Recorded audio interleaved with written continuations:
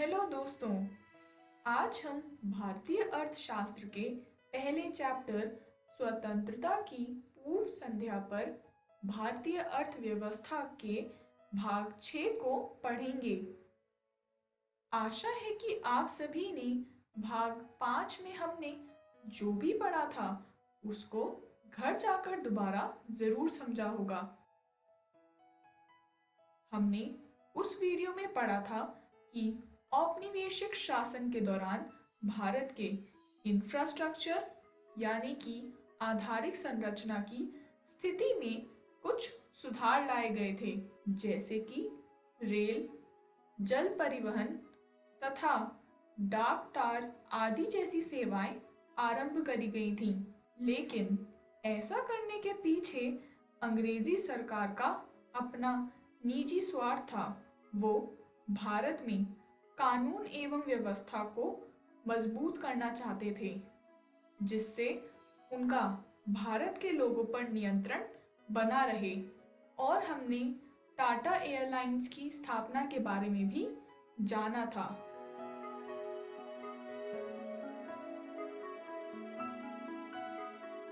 तो चलिए दोस्तों, देखते हैं कि आज की इस वीडियो में हम क्या-क्या पढ़ेंगे।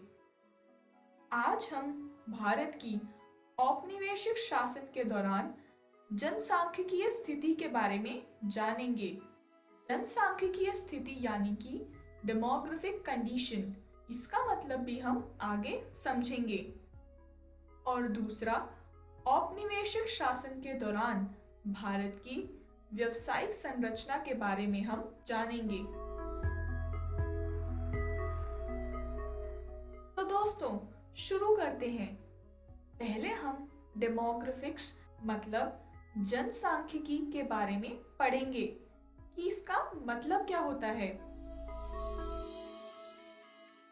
जनसांख्यिकी एक जनसंख्या का अध्ययन है जो आयु, लिंग और वैवाहिक स्थिति जैसे फैक्टर्स पर आधारित है। सरकार, निगम और गैर सरकारी संगठन जनसांख्यिकी का उपयोग करते हुए नीतिगत विकास और आर्थिक खोज करते हैं।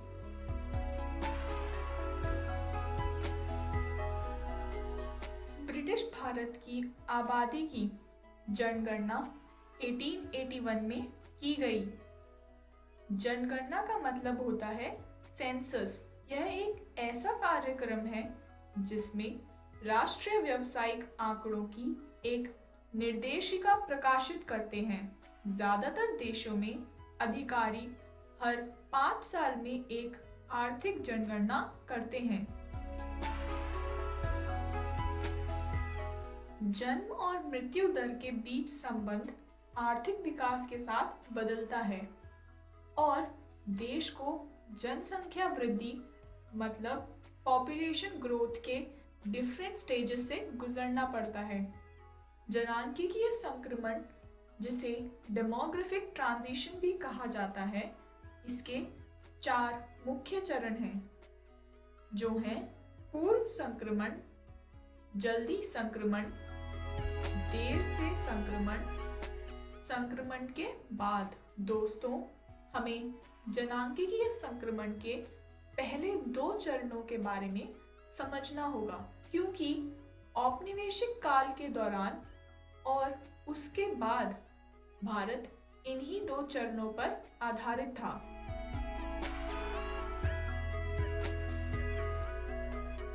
जो पहला चरण है वो है पूर्व संक्रमण।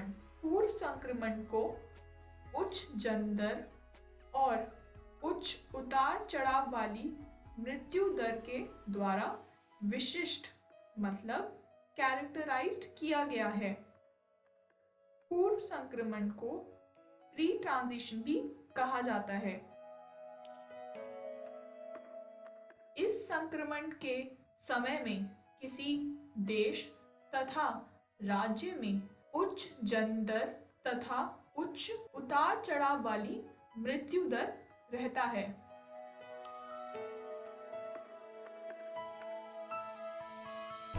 जो दूसरा संक्रमण का चरण है वो है जल्दी संक्रमण। इस संक्रमण के शुरुआती चरणों के दौरान मृत्यु दर गिरने लगता है और जैसे जैसे जन्म दर ऊंची रहती है उसी तरह जनसंख्या तेजी से बढ़ने लगती है। जल्दी संक्रमण को अर्ली ट्रांजिशन भी कहा जाता है।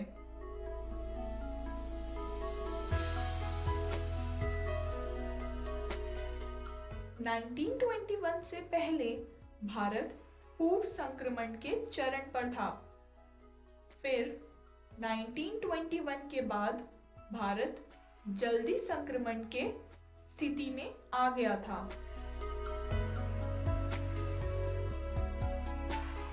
हालांकि इस चरण में ना तो कुल जनसंख्या और ना ही जनसंख्या वृद्धि के दर में कोई बढ़ाव देखा गया था।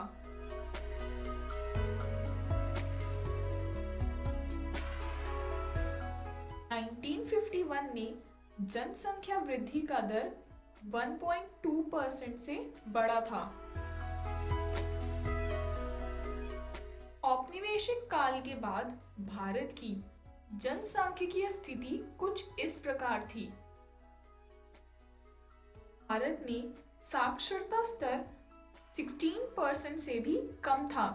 साक्षरता स्तर को लिटरेसी लेवल भी कहा जाता है, मतलब पढ़ने लिखने की क्षमता। इसमें महिला साक्षरता दर बहुत कम था, लगभग 7% से भी कम। उस समय के लोगों का मानना था कि महिलाओं को ज्यादा पढ़ने लिखने की जरूरत नहीं है और सार्वजनिक स्वास्थ्य सेवाएं भी बड़ी संख्या में लोगों को उपलब्ध नहीं थी और अगर कहीं पर उपलब्ध थी तो वो बहुत ज्यादा अपर्याप्त थी। औपनिवेशिक शासन के बाद भारत का व्यावसायिक संरचना अपने पिछड़ेपन को दर्शाने लगा था। व्यावसायिक संरचना को ऑक्यूपेशनल स्ट्रक्चर भी कहा जाता है। भारत के कृषि क्षेत्र में सबसे अधिक मात्रा में कार्यबल था। कार्यबल मतलब वर्कफोर्स, जो करीब 70 to 75% पर बना था तथा विनिर्माण और सेवा क्षेत्रों में भी केवल 10 से 15% कार्यबल था। कुछ राज्यों के साथ बढ़ती क्षेत्रीय असमानता मौजूद थी, जैसे ओडिशा, राजस्थान और पंजाब के कृषि क्षेत्रों में लोग बढ़ रहे थे, तो वहीं बॉम्बे और बंगाल जैसे राज्यों के कृषि क्षेत्र में कार्यबल कम होता जा रहा था। तो दोस्तों, आज हमने क्या सीखा? आज हमने औपनिवेशिक शासन के दौरान जनसांख्यिकीय स्थिति के बारे में जाना कि भारत की डेमोग्राफिक कंडीशन कैसी थी, और हमने औपनिवेशिक शासन के दौरान व्यावसायिक संरचना की स्थिति के बारे में भी पढ़ा। भारत की ऑक्यूपेशनल स्ट्रक्चर पर कॉलोनियल रूल का कैसा असर पड़ा, इसके बारे में भी हमने समझा। अब आप सभी भी अपनी अर्थशास्त्र की NCERT की बुक भारतीय अर्थव्यवस्था का विकास से इस टॉपिक को दोबारा जरूर पढ़ें और समझें भी। अगली वीडियो में हम इस चैप्टर के प्रैक्टिस क्वेश्चंस करेंगे, जिसमें मैं आपको इस चैप्टर से रिलेटेड कुछ जरूरी क्वेश्चंस, मतलब कुछ जरूरी प्रश्न बताऊंगी। धन्यवाद।